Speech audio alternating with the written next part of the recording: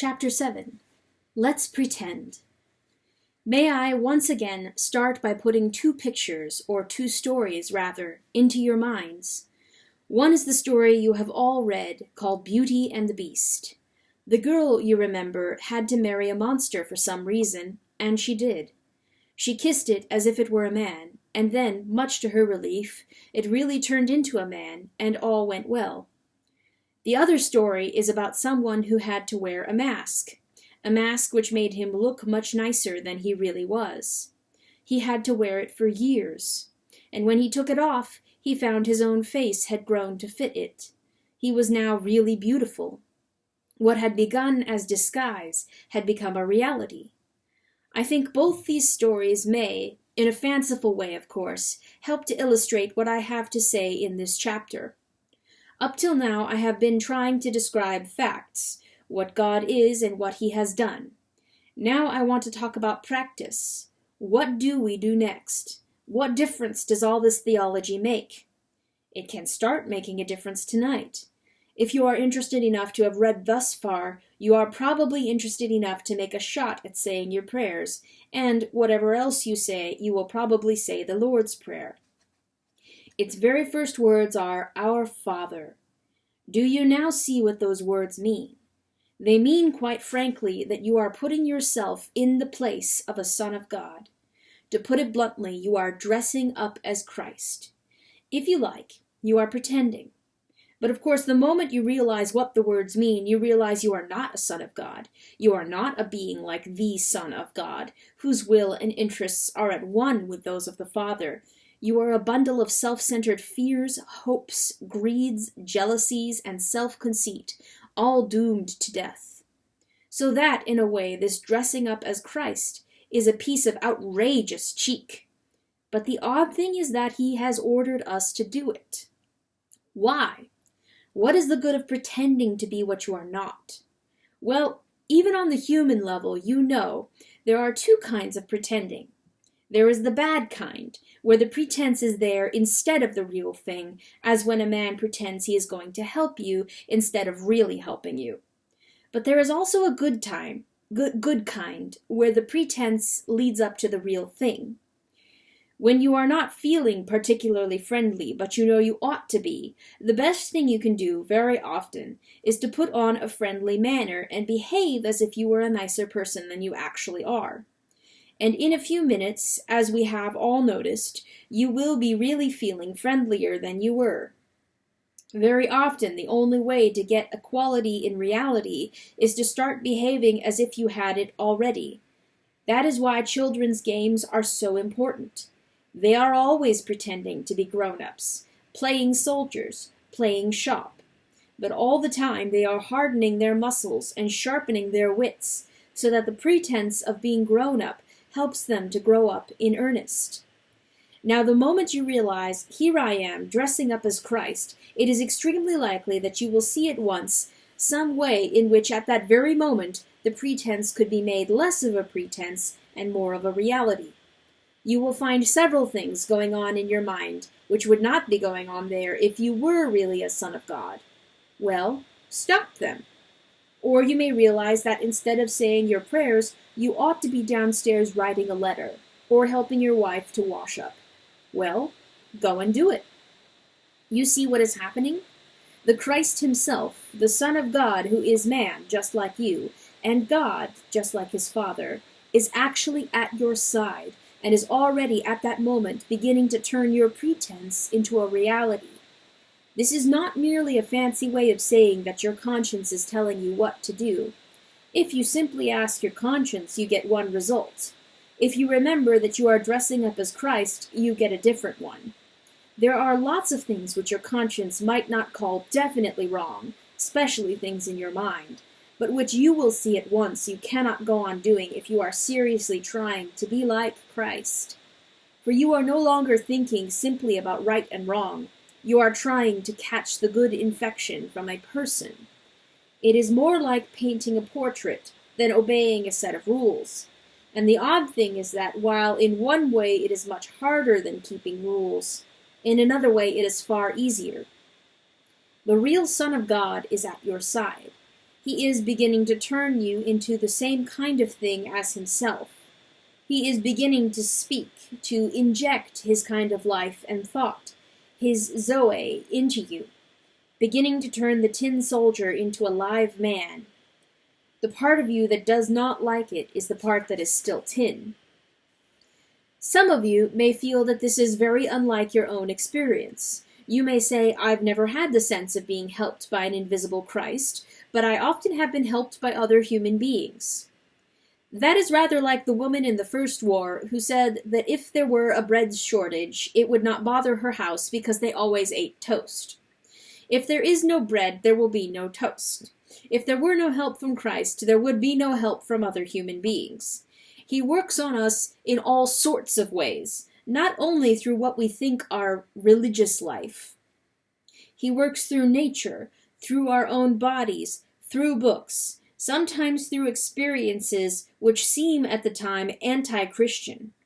When a young man who has been going to church in a routine way honestly realizes he does not believe in Christianity and stops going, provided he does it for honesty's sake and not just to annoy his parents, the Spirit of Christ is probably nearer to him than it ever was before. But above all, he works on us through each other. Men are mirrors or carriers of Christ to other men, sometimes unconscious carriers. This good infection can be carried by those who have not got it themselves. People who were not Christians themselves helped me to Christianity, but usually it is those who know him that bring him to others. That is why the church, the whole body of Christians showing him to one another, is so important. You might say that when two Christians are following Christ together, there is not twice as much Christianity as when they are apart, but 16 times as much.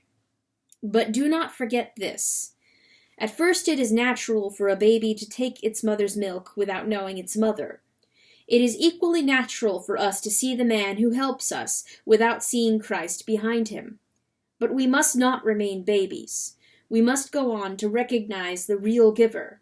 It is madness not to, because if we do not, we shall be relying on human beings, and that is going to let us down. The best of them will make mistakes. All of them will die.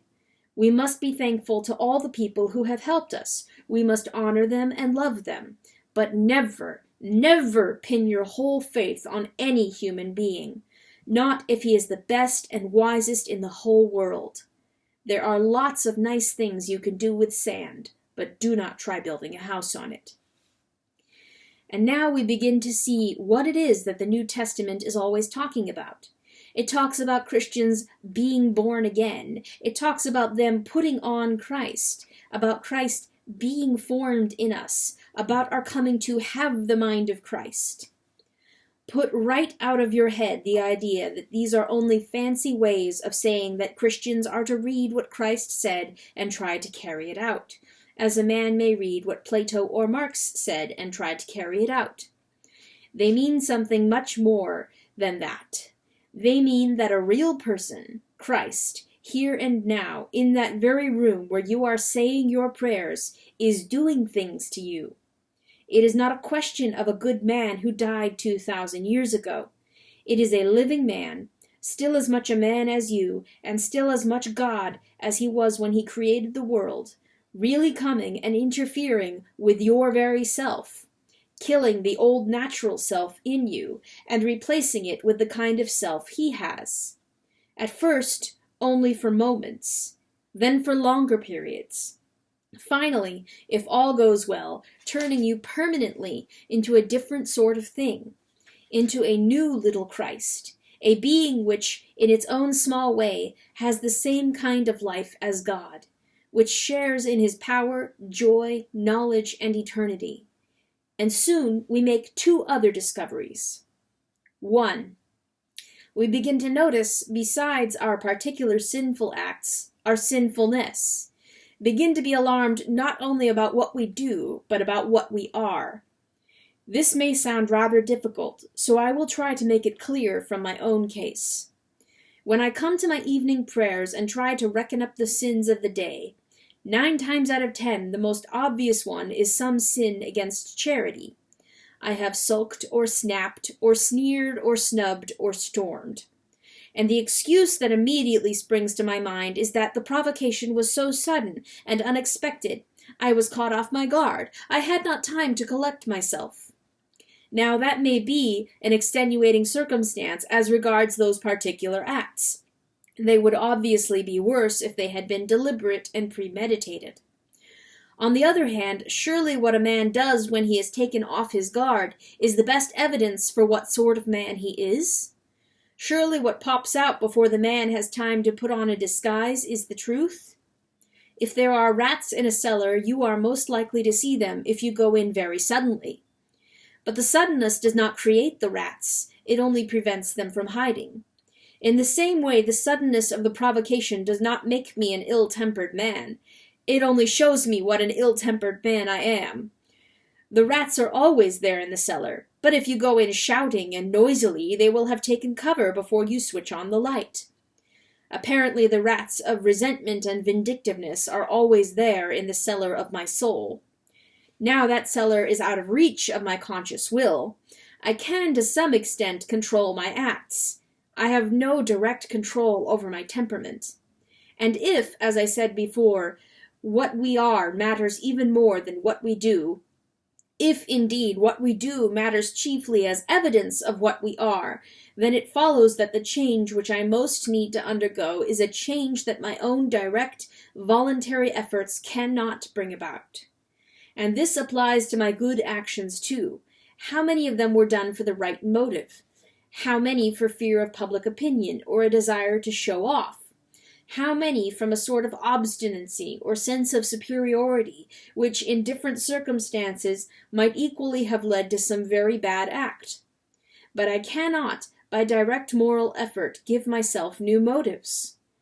After the first few steps in the Christian life, we realize that everything which really needs to be done in our souls can be done only by God. And that brings us to something which has been very misleading in my language up until now.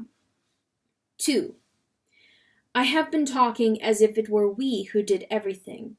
In reality, of course, it is God who does everything. We, at most, allow it to be done to us. In a sense, you might even say it is God who does the pretending.